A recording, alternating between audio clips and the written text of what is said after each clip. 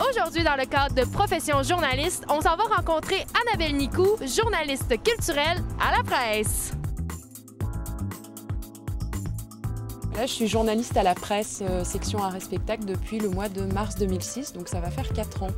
J'écris en cinéma et en danse. Aujourd'hui, on a visité un plateau de tournage. Comment ça se passe quand vous vous rendez sur les plateaux de tournage de cinéma ou de séries télévisées? En général, ça se passe bien, mais c'est toujours un petit peu compliqué au niveau de l'organisation parce que c'est un événement qui est fait pour faire de la publicité en fait à la série ou au film qui va être tourné, qu'on en entende déjà un peu parler dans les médias alors qu'il n'est pas encore terminé. Mais comme il n'est pas terminé, souvent les artisans du film sont pas toujours très disponibles parce qu'ils sont pas encore en promotion. On a un petit peu l'impression des fois de leur marcher dans les pattes.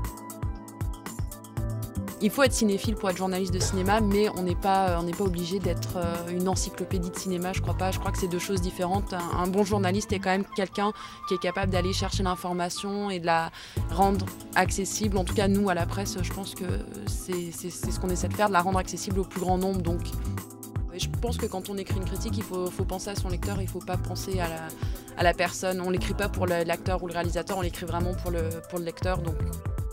Les journalistes doivent être patients lorsqu'ils visitent un plateau de tournage. Annabelle est ici depuis 16 h, il est maintenant 17 h 30 et elle vient tout juste d'avoir l'entrevue avec le réalisateur.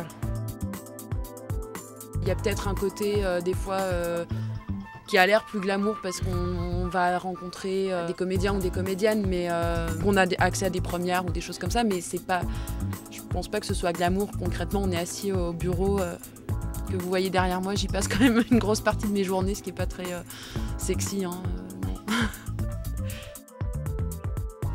Au bout d'un moment, peut-être dans le cinéma, tu es peut-être un peu blasé. Tu te dis, j'ai vu un gros paquet de films de merde et j'ai fait des interviews dont personne ne se souvient, même moi je m'en souviens pas. Alors je suis peut-être un peu blasée. J'espère que ça m'arrivera pas.